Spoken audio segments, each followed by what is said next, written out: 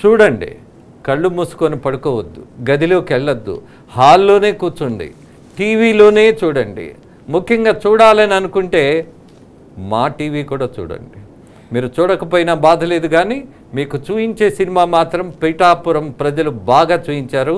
అలాగే నిన్న డిబేట్లో జేఏసీ సంబంధించి ఎవరైతే ఒక ప్రధాన నాయకులు ఉన్నారో అమరావతి కాదు ఆంధ్రప్రదేశ్ మునిగిపోతోందని హెచ్చరిస్తూ ఎంత భయపెట్టినా, ఎంత లొంగదీసుకోవాలన్నా, ఎంత పక్కకి లాగి పడేయాలన్నా కుదరదన్నా. నాతోటి నాకు ఒక లక్ష్యం ఉన్నది, నేను ఒక జర్నలిస్టుని, నేను ఒక ఉద్యమకారుడిని అని ముందుగా నిలబడినటువంటి దళిత జేఏసీ, బహుజన జేఏసీకి సంబంధించి అధ్యక్షుడిగా, వ్యవస్థాపక అధ్యక్షుడిగా నిలబడిన నా సోదరుడు నిన్న డిబేట్లో ఒక మాట అన్నాడు.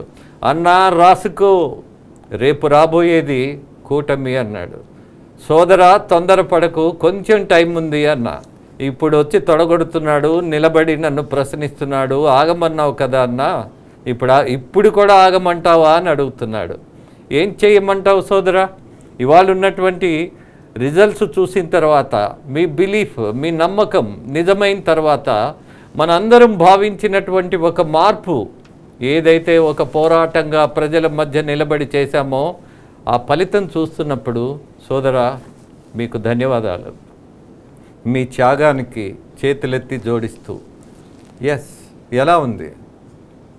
ధన్యవాదాలు రాజేంద్ర గారు. మీకు బీఆర్కే న్యూస్కి ఇదొక అద్భుతమైన విజయం. మీలాంటి వాళ్ళు, నాలాంటి వాళ్ళు ఇది ముందుగానే ఊహించిన విజయం. జై అమరావతి, జై ఆంధ్రప్రదేశ్. ఎందుకంటే ఎన్నోసార్లు చెప్పాం, రైతుకి వాన ఎప్పుడు వస్తుందో వాతావరణ కేంద్రం చెప్పనక్కర్లా, ఆకాశంలో ఉన్న వర్షం కూడా చెప్తుంది. అలాగనే ఆంధ్రప్రదేశ్లో అటు అమరావతి కానీ, విశాఖ ఉక్కు కానీ, దళిత బహుజన కులాల మీద జరిగిన దాష్టీకాలు కానీ, అరాచకాలు కానీ, అరణ్య రోదనలకి ఒక ప్రజాస్వామిక దృక్పథంతో ఆంధ్రప్రదేశ్ ఓటర్లు ఇచ్చిన ఈ మాత్రమైన, బృహత్తరమైన, అద్భుతమైన ఈ తీర్పుకి శిరస్సు వహించి కృతజ్ఞతలు తెలియజేస్తున్నాను. ఒక అంగన్వాడీ మహిళకి, ఒక భవన నిర్మాణ కార్మికుడికి, ఒక ఎస్సీకి, ఒక ఎస్టీకి, ఒక బీసీకి, ఒక మైనార్టీకి, ఒక బిల్లులకు నోచుకొని గుత్తేదారికి, అలాంటి అన్ని సామాజిక వర్గాలు సాధించిన విజయంగానే భావిస్తున్నాం. ఎవడైతే ప్రజాస్వామ్యంలో తలబిరుసుగా వ్యవహరిస్తాడో, నేనే రావణుడిని, నేనే దుర్యోధనుడిని అన్న వాడిని మూటగట్టి పక్కన పెడతారు.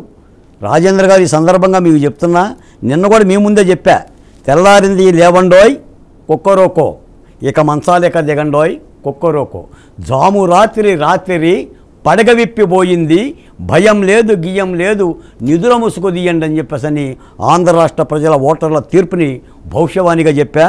ఇక ఇప్పుడు జగన్మోహన్ రెడ్డి గారి ఏమున్నదత్త ఇల్లు చదువుకొని ముళ్ళెగట్టుకొని ఈ ఊళ్ళో నాకు ఏమున్నదత్త అని పాటలు పాడుకోవాల్సిన దుర్గతి పట్టింది. కొడాలి నాని గారైతే కౌంటింగ్ కేంద్రం నుంచే పరారయ్యారు. మంత్రుల తెలలు తెగిపడుతున్నాయి. ఎవరైతే ఘేంకరించారో, ఎవరైతే హోంకరించారో నేనే రాజు, నేనే మంత్రి అని దుర్మార్గమైన అరాచకాలకి చేశారో అందరూ కూడా ఓటమి చవి చూస్తున్నారు. పవన్ కళ్యాణ్ గారిని 3 పెళ్లిళ్ళని ఎగతాళి చేసిన వాళ్ళు, లేదా చంద్రబాబు నాయుడు గారిని 53 రోజులు జైలు గోడల మధ్య పెట్టి వికటాట్టహాసం చేసిన వాళ్ళు, రాజధాని అమరావతి మహిళల్ని భాష్యాలు కట్టి కమ్మ కులముద్దరలేసి ఒక రాజధానిని విభజించి చేసిన విజయాన్ని చూడాలి. మీకు ఒక బ్రేకింగ్ న్యూస్, బహుశా మీరు ఆనందపడతారేమో, నా కొలీగ్ మధు చెప్తారు. రాజమండ్రి రూరల్ టీడీపీ అభ్యర్థి గోరంట్ల బుచ్చయ్య 50,000 ఓట్ల మెజారిటీతో ఘన విజయం సాధించారు. ఇది తొలి విన్నింగ్ అనుకుంటా రాజేంద్ర గారు, గోరంట్ల బుచ్చయ్య చౌదరి గారి. బహుశా ఇది చాలా పెద్ద మెజార్టీ కిందే లెక్క. అసలు ఊహించని నియోజకవర్గాలు అంటే జగన్మోహన్ రెడ్డి గారు ఆశ పెట్టుకున్న నియోజకవర్గాలు కూడా పేట గోడలాగా పెల విరుచుకుపడుతున్నాయి. మీకు ఒక మాట చెప్తా, పోకిరి సినిమాలో మహేష్ బాబు గారు ఆ భూ వివాదం దగ్గరికి వెళ్ళి అంటుంటే ఆ విలన్ అంటాడు, వాడేంటిరా ఏదో మత్సరంగా గోడ కట్టినట్టు, మొక్కకు అంటుకొట్టినట్టు అట్టగొట్టిల్లాడు అని చెప్పని. ఈ రోజున కూటమి పార్టీ తప్పనిసరిగా వైసీపీ పార్టీని అలాంటి పరిస్థితే చేసింది. ఒక మాట ఏంటంటే సార్, 5 ఏళ్లుగా పడ్డ వేదనల నుంచి కూడా కొంతమంది ఈ వైసీపీ సోషల్ మీడియాలో మా మహిళల్ని హననం చేసిన వాళ్ళు, మాకు భాష్యాలు కట్టిన వాళ్ళు కూడా ఆ తోడేల మందకు కూడా గుర్తుంచుకోవాలి. నేను ఎవరిని ఏమీ అనను, కానీ ఇది ఒక ప్రజాస్వామిక విజయం. ప్రజాస్వామ్యంలో ప్రణమిల్లాలే తప్ప, గౌరవించాలే తప్ప, ప్రజల్ని అధికారం తలకెక్కితే ఇలాంటి పరిణామాలు జరుగుతాయి. ఇది ఒక అద్భుతం. నభూతో నభవిష్యత్తు. మేము కోరుకున్నది ఆంధ్ర రాష్ట్రం మళ్ళీ అభివృద్ధి గాడిలో పడుతుందని, నా రాజధాని అమరావతి ఫినిక్స్ పక్షిలాగా మళ్ళీ ఊపిరి పీల్చుకొని పైకెగుతుందని, రాజేంద్ర గారు పిడికిడి ఆత్మగౌరవం కోసం మాకు ఊపిరి సలపటం లేదని, వీ కాంట్ బ్రీత్ అనే ఒక నినాదంతో రాష్ట్ర వ్యాప్తంగా దళిత బహుజన కులాలని తట్టి లేపాం. ఇది ఒక కులానికో, ఒక మతానికో, ఒక రాజకీయ పార్టీకో విజయంగా కూడా నేను భావించడంలా యావత్తు అందరూ కూడా ఆంధ్ర రాష్ట్రం గురించి మీలాంటి వాళ్ళు కూడా, మీరు అమరావతి వచ్చారు, మా అమరావతి మహిళలతో మాట్లాడారు, మా అమరావతి యొక్క శిబిరాలను మీరు చూశారు, అక్కడ శిథిలం అవుతున్న రహదారులు చూశారు, ఎన్నో డిబేట్లు కూడా పెట్టారు, ఆ మహిళలతో సంపాదించారు. కాబట్టి అందరి కష్టంతో ఒక ప్రజాస్వామిక విజయంగా దీన్ని భావించాలి. తప్పనిసరిగా కూటమి ప్రభుత్వం రేపు ఉదయన ఆంధ్రప్రదేశ్లో చంద్రోదయం కనిపిస్తుంది. తప్పనిసరిగా చేసిన భాషలకు అనుగుణంగా, చేసిన వాగ్దానాలకు అనుగుణంగా ఒక ప్రజాస్వామిక కొత్త క్రతువుకి ఆంధ్రప్రదేశ్ మళ్ళీ దేశంలో 28 రాష్ట్రాలు గర్వించదగ్గ స్థితిలో ఉండే విధంగా దిగ్విజయంగా ఒక జెండాలాగా ఎగురుతుందని భావిస్తున్నాం.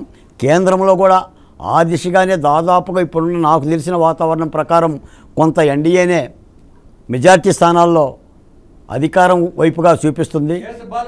ఇక్కడ మరో విషయం కూడా నేను గుర్తు చేయదలుచుకున్నా. I think this is the right time.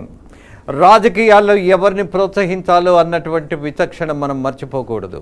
At the same time మొహమాట పడి టికెట్ ఇస్తే, ఒక దుర్మార్గుడికి టికెట్ ఇస్తే, ఇవ్వకూడనటువంటి వాడికి టికెట్ ఇస్తే బాధ్యత తీసుకోవాల్సింది ఎవరు? బాలకోటయ్య గారు ఇచ్చిన వాళ్ళేగా. తప్పనిసరిగా రాజేంద్ర గారు, నిన్న కూడా మీరు చెప్పారు, విజయానికి ముందే రానున్న కొత్త ప్రభుత్వం ఆంధ్రప్రదేశ్లో ఎలాంటి కార్యక్రమాలు చేస్తే, ఎలాంటి అభివృద్ధి సూచిక చేస్తే బాగుంటుందని ఒక ముందుగానే మీరు చెప్పారు, నేను కూడా చెప్పాను. బట్ ఈ విజయం సందర్భంగా మరొక విషయాన్ని నేను ఎత్తి చూపించాలనుకుంటున్నా. నాకేం మొహమాటం లేదు ఈ విషయంలో.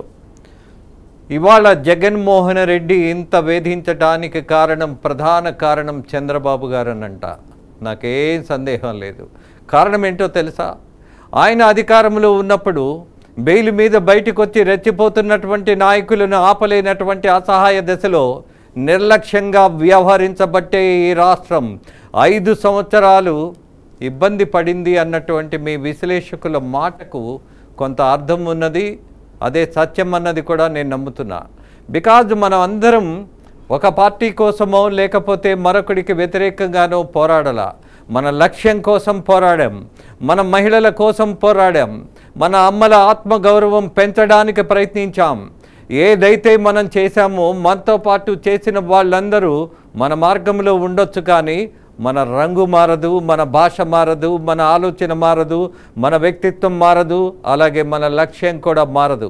రేపు రాబోయే ప్రభుత్వం, అది ఏ ప్రభుత్వమైనా సరే, అది ఏ కూటమైనా సరే, అది ఏ నాయకుడైనా సరే, నిలబెట్టి తప్పు చేస్తే కడక్కపోతే వదిలేస్తే 100% ఆ రోజు కూడా జర్నలిజం అదే అనిపించదు అనేటటువంటి తత్వం మనకు ఉండాలంట.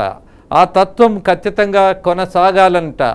ఇవాళ మనము జగన్మోహన్ రెడ్డిని విమర్శించిన తర్వాత, జగన్మోహన్ రెడ్డిని విమర్శించే వాళ్ళందరూ మనల్ని ఓన్ చేసుకున్న మనం మాత్రం ఎవడికి వాడే సైన్యంగా ఉంటాము, కానీ ఎవరి రంగు మనం వేసుకోం, ఎవరి కండుబా మనం కప్పుకోం, ఎవరి వాదం మనం భుజాన వేసుకోం. మన ప్రజావాదమే ఫర్ ద పీపుల్కే మనం నిలబడాలి అనేటటువంటిది మాత్రం ఆ నిర్ణయం నిరంతరం ఉంటుంది.